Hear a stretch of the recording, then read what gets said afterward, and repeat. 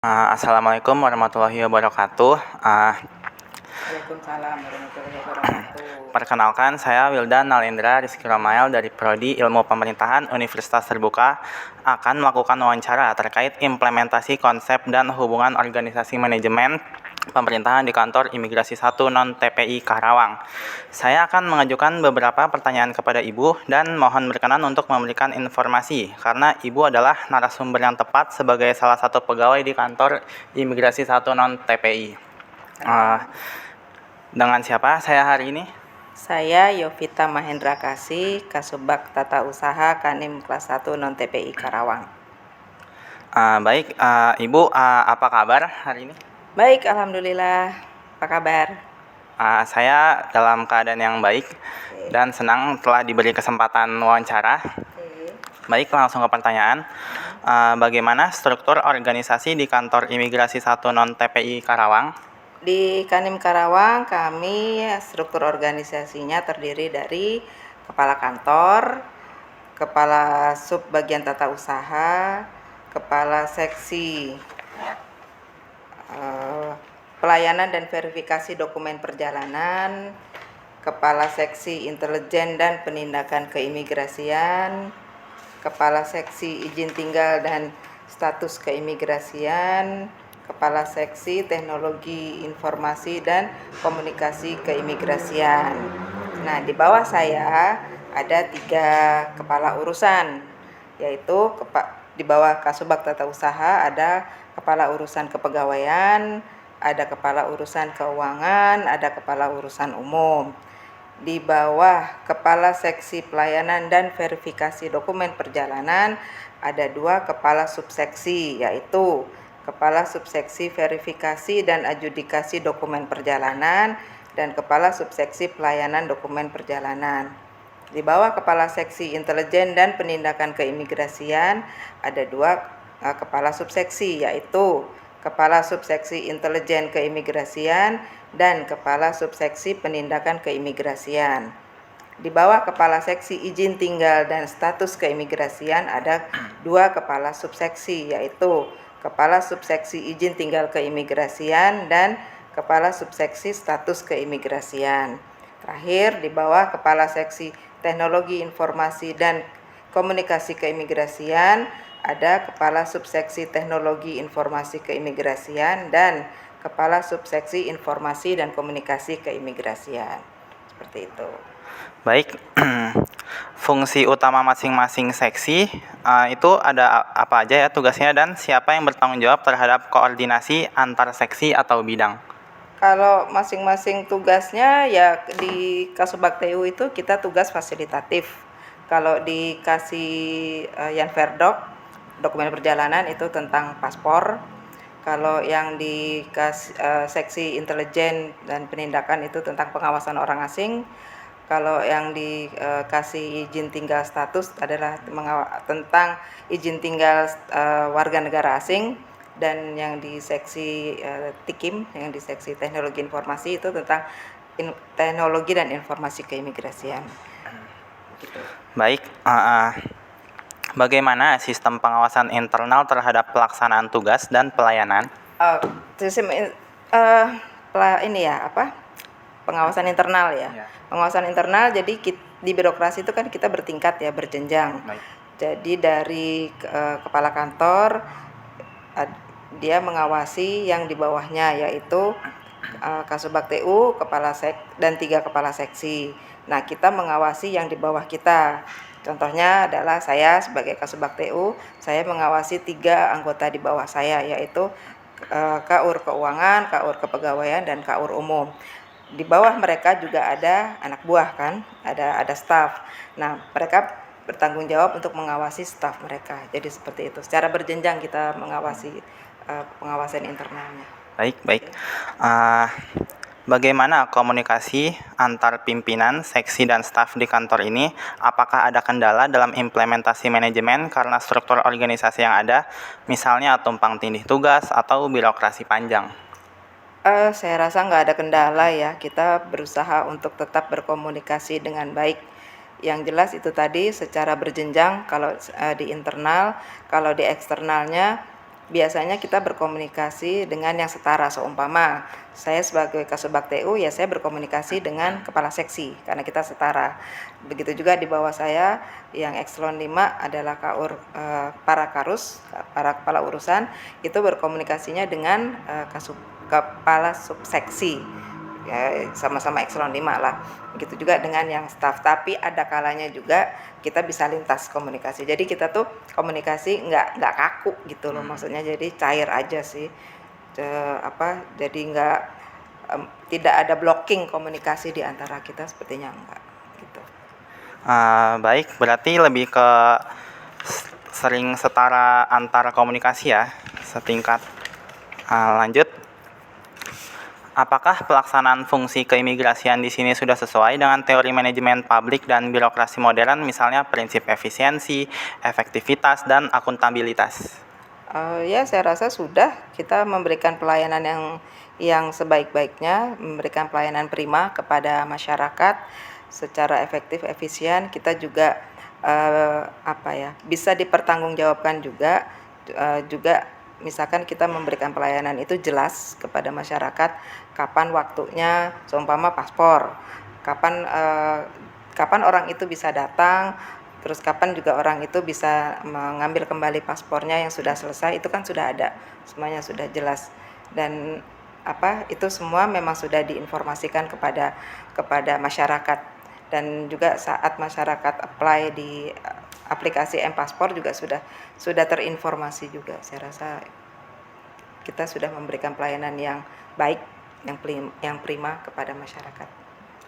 Baik, menurut Ibu, apa yang dimaksud dengan human error dalam pelayanan publik? Human error adalah kesalahan yang diperbuat oleh manusia. Berarti di sini kesalahan yang dibuat oleh petugas ya. Kesalahan yang saya yakin itu tidak sengaja. Nggak ada, saya rasanya nggak ada petugas yang dengan sengaja untuk berbuat kesalahan, karena kan pasti ada sanksi kan. Paling tidak dia ditegur oleh atasan langsungnya. Jadi ya kesalahan yang tidak sengaja diperbuat oleh petugas saat dia melaksanakan tugasnya, seperti itu. Baik, kesalahan seperti apa yang paling sering terjadi di sini? Apakah ada atau tidak? Silakan. Kalau kesalahan yang sering tidak boleh terjadi. Kita tidak mentoleransi petugas yang sering berbuat kesalahan. Adapun misalkan kadang-kadang berbuat kesalahan, ya masih bisa istilahnya ditoleransi, tapi juga dengan ditegur dan harus juga segera diperbaiki. Contohnya kesalahan misalkan dalam input pada saat waktu paspor, aplikasi proses paspor, kan tidak bisa juga kita membenarkan bahwa petugas mungkin pada saat input tanggal lahir pemohon katakanlah tanggal 29, tapi di inputnya tanggal 19, berarti kan beda ya kan. Nanti itu akan berdampak bahwa data yang ada di paspor pemohon itu beda dengan data realnya. Itu nanti akan membuat susah di pemohon itu bila dia mau mengajukan visa atau mau bikin tiket. Nah, kesalahan itu kan harus segera diperbaikin gitu. Jadi makanya saya bilang kami tidak mentoleransi sering-sering berbuat kesalahan, karena itu akan berdampak kepada masyarakat luas. Begitu juga dengan dampak misalkan secara internal. Jadi contohnya gini, kesalahan input untuk pembayaran gaji. Dia salah input pembayaran gaji, dia salah nama, itu nggak akan keluar, tidak akan diproses oleh sistem. Berarti yang bersangkutan tidak terima gaji. Nah, berarti kan kita merugikan orang kan. Makanya saya bilang kami tidak mentoleransi kesalahan yang sering diperbuat oleh petugas. Apabila memang dia sering berbuat kesalahan, ya akan ada sanksinya gitu, sesuai dengan ketentuan seperti itu. Apakah sanksi tersebut efektif untuk mengurangi human error? Bagaimana tanggapan Ibu? Pasti efektif, karena sanksinya itu memang sesuai dengan aturan, itu bisa berupa hukuman disiplin, itu pasti akan efektif. Hukuman disiplin itu bermacam-macam ya bentuknya ya, antara lain bisa juga penurunan pangkat, penundaan gaji berkala, itu jadi sangat efektif. Baik. Bagaimana cara Ibu dan rekan-rekan menjaga tanggung jawab moral dalam bekerja sehari-hari? Tanggung jawab moral, ya kita ingat saja bahwa kita bekerja itu nomor satu untuk ibadah. Terus kedua juga kita bekerja sesuai ketentuan, sesuai dengan aturan yang ada, dan bila kita melanggar aturan kita akan dikenakan sanksi, kita akan diberikan ya hukuman lah ya istilahnya. Jadi saya rasa sih untuk menjaga moral ya kita bekerja dengan baik lah, mengingat bahwa ada yang harus kita bahagiakan, ya kan, membahagiakan diri sendiri dan juga membahagiakan keluarga. Gimana kita bahagia ya kalau kita kerja dengan baik, kita terima gaji sesuai dengan yang kita harapkan, sesuai waktunya, jadi ya semuanya happy. Baik. Bagaimana upaya pencegahan korupsi, pungli atau penyalahgunaan wewenang di lingkungan kantor Imigrasi 1 non-TPI Karawang? Oke, itu kita selalu sampaikan ke anggota. Pimpinan juga selalu menyampaikan kepada kita, mengingatkan bahwa tidak baik, tidak boleh, bukan hanya tidak baik, tidak boleh untuk ada pungli, ada gratifikasi selama kita bekerja, karena memang sudah ada undang-undangnya kan, sudah ada peraturannya. Dan juga itu akan mencederai komitmen kita untuk bekerja dengan baik.